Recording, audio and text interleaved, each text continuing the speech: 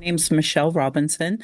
I use they, them. They are the At voice times behind the just to Native try to Calgarian reclaim my podcast. pronouns, but Robinson started taking up space in 2018 to educate her city, province, and beyond on the Truth and Reconciliation's 94 calls to action. December 15th marks 10 years to the day the TRC held its closing ceremonies in Ottawa. Robinson recalls a day in era, thinking of her grandmother who attended Sacred Heart Indian Residential School in Fort Providence. our survivors finally got a chance to be properly acknowledged. I was really grateful that my granny at the time was alive. Robinson says she grew up in shame. It was later in their adult years that they began to understand the gravity of what people had to endure. That's talking about the gravity of what has happened in the past and continues today because of the policies of the past. So for me, that was that's it's like my religion. It's my goal in life is that am I honoring my ancestors every single day?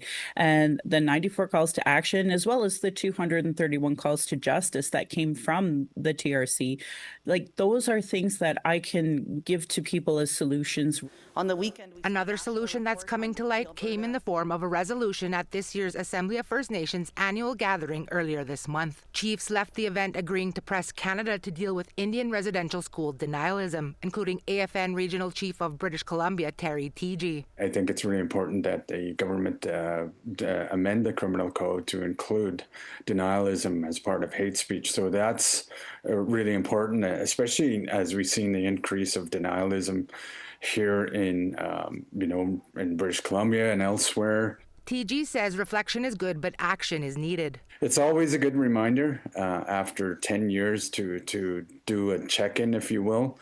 I think it's always important to do a check-in every year, but this is a milestone, and it really demonstrates how far we've come, but also more importantly, how much further we need to go in terms of reconciliation. To gauge how far Canada's come is Negon Sinclair, an Indigenous Studies professor at the University of Manitoba and the son of the late Chief Commissioner Murray Sinclair.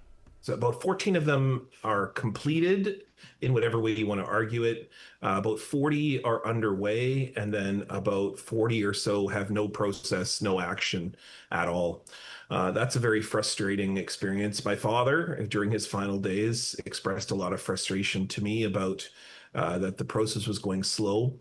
But he and I both agreed that in 10 years, you saw more change than you had ever seen in the past 150. As for the denialism that exists, Sinclair has a different theory. Yes, of course, residential school denialism is a real thing, but I think it's by less people every day. I think there are more people wearing an orange shirt, taking action, doing an event on September 30th, for example, than we ever seen in history, approximately 15 million, according to the Ledger poll. And while that may be true, Robinson prefers what the AFN chiefs are calling for. To say Indian residential school denialism should be a hate crime, yes. Many long list of many others, including fraud for pretend Indianism. Like there's so many things that we could be really charging people with. Saying when that happens, we'll only force naysayers to get on board or at the very least stay quiet or go to jail. Tiar Wheatle, APTN National News, Winnipeg.